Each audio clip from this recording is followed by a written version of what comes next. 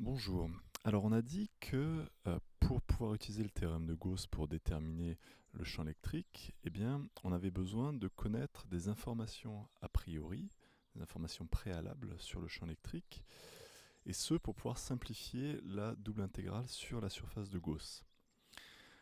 Alors ici, donc, on voit dans le cas particulier du théorème de Gauss, mais de manière plus générale, on va s'intéresser ici à comment faire pour utiliser les symétries de la source, donc de la cause, pour avoir des informations sur la conséquence, donc ici le champ électrique.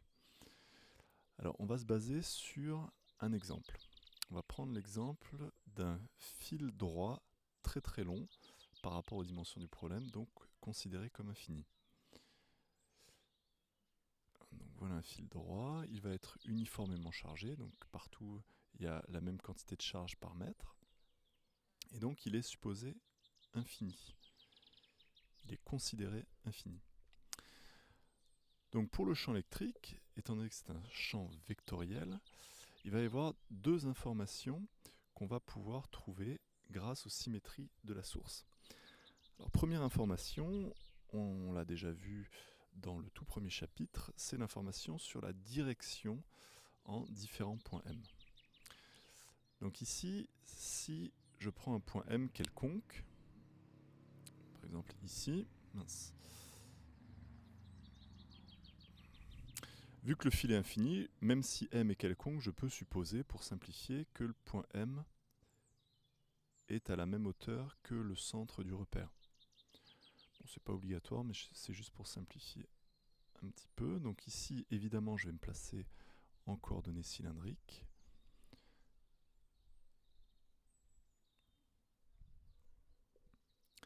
Voilà. Et donc on a déjà vu comment faire pour déterminer la direction du champ électrique en ce point M. Étant donné que le fil est homogène, enfin est chargé de manière homogène, eh bien on a ici des plans de symétrie. Donc les plans de symétrie, par exemple, on a O, euro, EZ, donc le plan vertical. En deuxième plan de symétrie, on pourrait avoir O, E phi, EZ, mais attention, même si c'est bien un plan de symétrie, celui-ci n'est pas utile puisqu'il ne passe pas par le point M. Donc, petit rappel sur cette erreur classique. Donc il faut trouver un deuxième plan de symétrie qui passe par le point M. Et bien en fait, le plan horizontal est un plan de symétrie vu que le fil est chargé de manière homogène et supposé considéré comme infini. Donc l'autre plan de symétrie, ça va être O, euro, E phi. Et donc on en déduit que le champ électrique est dans la direction commune à ces deux plans de symétrie, c'est-à-dire la direction euro.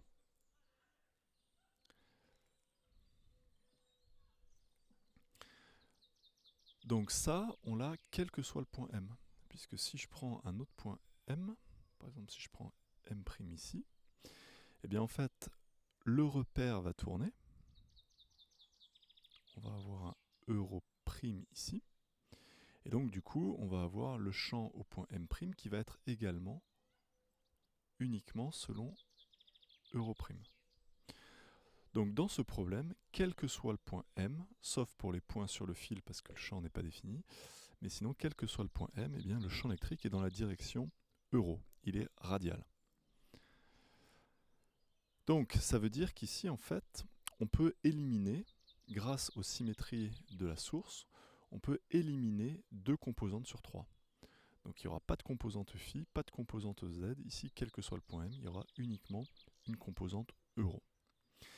Et donc ça va être une première condition pour pouvoir utiliser le théorème de Gauss pour déterminer le champ électrique, c'est que il faudra que, quel que soit le point M de l'espace, on puisse écrire que le champ électrique n'est qu'une seule composante. Donc par exemple ici, EI dans la direction petit EI. Donc ça dépendra évidemment du repère utilisé. Voilà, donc première information, la direction. Alors la direction, qu'est-ce que ça nous permet de faire? Eh bien ça va nous permettre de préciser le produit scalaire entre le champ électrique et le vecteur surface élémentaire. Si on connaît la direction, on est capable d'effectuer ce produit scalaire. Et donc, on verra qu'à chaque fois, soit le produit scalaire, on fera en sorte qu'il soit nul, c'est-à-dire qu'on aura choisi une partie de la surface de Gauss dont la normale soit perpendiculaire au champ électrique, ou alors les deux seront collinaires, et à ce moment-là, eh bien, le produit scalaire fera uniquement le produit des deux composantes. Voilà donc où on est. On a déjà simplifié le produit scalaire. Donc ensuite, pour pouvoir déterminer le champ électrique, on l'a déjà dit, il va falloir être capable de sortir le champ électrique de la double intégrale. Or, pour sortir quelque chose d'une intégrale, il faut que ce quelque chose soit une constante. Alors dans l'absolu, le champ électrique a très très peu de chances d'être constant.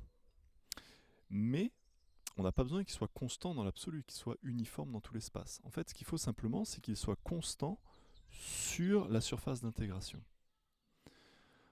Donc c'est ce qui est écrit ici. Il va falloir que la composante du champ électrique soit constante sur la partie de la surface de Gauss qu'il reste à intégrer, enfin sur laquelle il reste à faire l'intégrale. Et bien ça, c'est possible avec certaines sources à nouveau très très symétriques. Donc si on reprend l'exemple du fil droit, qu'on peut refaire rapidement, considéré comme infini. Je pars d'un point M, quelconque à nouveau, par exemple ici. Là, j'ai même plus besoin de prendre l'origine au niveau du point M. Donc ici, on a la coordonnée Z. Ici, on a la coordonnée ρ. Et puis, si ça, c'est X, là, on a la coordonnée φ, l'angle φ. Donc ici, on a déjà démontré que le champ électrique était forcément radial. Donc en ce point M, je sais que le champ électrique va être dans cette direction-là. Maintenant, la question, c'est est-ce que en différents points M, eh bien, la composante du champ électrique est constante. Donc ce qu'on va faire, c'est qu'on va tester. On va essayer de voir si, en faisant varier l'une des trois coordonnées du point M, eh bien, ça change quelque chose à la composante du champ électrique. Donc on va d'abord augmenter ρ. Donc si j'augmente ρ, eh bien, le point M va se déplacer et va se retrouver plus loin, ici. Donc même angle φ, même hauteur Z, mais du coup un ρ différent. Donc on a ρ' qui est la distance entre ici et ici. Et donc on va se demander, physiquement, est-ce que le champ électrique est le même en M' et en M? Eh bien la réponse est bien sûr non. Si vous vous éloignez du fil, eh bien le champ, a priori, devrait être plus petit. Donc ça veut dire que le champ électrique n'est pas constant lorsque ρ varie. Autrement dit, ça veut dire que le champ électrique est une fonction de la variable ρ. Donc ça peut s'écrire comme ça. On dit que le champ électrique au point M est une fonction de ρ. Donc ça, c'est une écriture un petit peu physique, je ne suis pas sûr que les mathématiciens l'apprécient. Donc vraiment, on dit le champ électrique est une fonction de ρ, un petit peu comme quand on écrit f de x. Donc f de x, ça veut dire que pour chaque x, il y a une valeur différente de f a priori, donc c'est une fonction de x. Donc ici, le champ électrique est une fonction de ρ. Alors ensuite, on peut tester la même chose pour les deux autres coordonnées. Lorsqu'on fait varier φ, eh bien le point M va tourner le long d'un cercle et va se retrouver par exemple ici. Et donc la question c'est est-ce que lorsque on est en M secondes ou est-ce qu'on est on est en M, est-ce que le champ électrique est différent? Alors en norme, non, il ne l'est pas, puisqu'on est toujours à la même distance. Donc si vous êtes ici ou si vous êtes ici, par exemple on imagine que le fil c'est un élément chauffant, eh bien vous aurez aussi chaud en M qu'en M secondes. Donc ici ce qu'on peut dire, c'est que ah mince, pardon, j'ai commencé par phi. Bon, bah, c'est pas grave. Lorsqu'on change phi en phi', eh bien, ça ne change rien à la situation. Idem, lorsque je change z, le point M va se retrouver ici. À nouveau, vous imaginez qu'ici c'est un élément chauffant, il est très très long. Donc que vous soyez en M ou en M tierce, eh bien, ça ne va rien changer du tout. Donc ça ne change rien si vous vous déplacez en changeant z, ça ne change rien si vous vous déplacez en changeant phi. Par contre, ça change quelque chose lorsque vous changez ρ. Et bien donc, si on repart du fait que le champ électrique est a priori une fonction de ρ, de phi et de z, et bien ici on vient de dire que, en fait, ça n'est pas une fonction de phi, puisque lorsque vous changez phi, ça ne change rien, et ce n'est pas une fonction de z. Donc ici, le champ électrique, ou du moins sa composante ρ, n'est qu'une n'est qu'une fonction de la variable ρ. Donc ici, c'est assez important.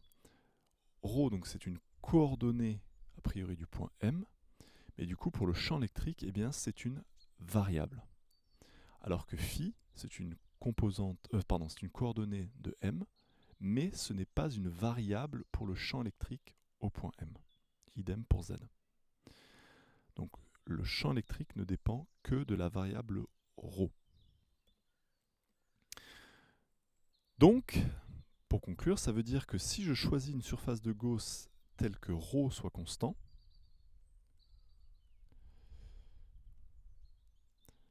alors pas forcément sur toute la surface de Gauss, mais au moins sur une partie, ça veut dire que le champ électrique qui est une fonction de ρ, va être lui aussi une constante. Puisque si ρ est constant, le champ électrique va être constant, au moins en norme. Voilà donc pour la deuxième information nécessaire à l'utilisation du théorème de Gauss pour trouver le champ électrique. Du coup, si on résume, on va avoir deux choses, la direction et une information sur la possibilité d'être constant pour le champ électrique en fonction de certaines variables. Donc ça, c'est ce qu'on appelle l'étude des invariances grâce aux symétries de la source. Donc on cherche les invariances et ici on cherche la direction. Du coup, lorsqu'on fait un résumé de ces deux informations, on va pouvoir dire que le champ électrique ne va avoir qu'une seule direction dans les cas qui vont nous intéresser. Et en plus, la composante du champ électrique ne va dépendre que d'une variable, une coordonnée qui est une variable, avec donc j qui peut être i. Donc ce qu'on a vu ici dans l'exemple, c'est que ici la composante du champ électrique non nul c'était ρ, et que la variable c'était également ρ. Mais ce n'est pas tout le temps le cas. Donc attention de ne pas penser que c'est toujours la même chose pour l'indice, donc la composante, et pour la variable. Voilà, donc c'était un petit peu abstrait, mais maintenant on va voir avec un exemple d'application, et ça devrait être beaucoup plus clair. Donc on va faire ça dans la prochaine vidéo.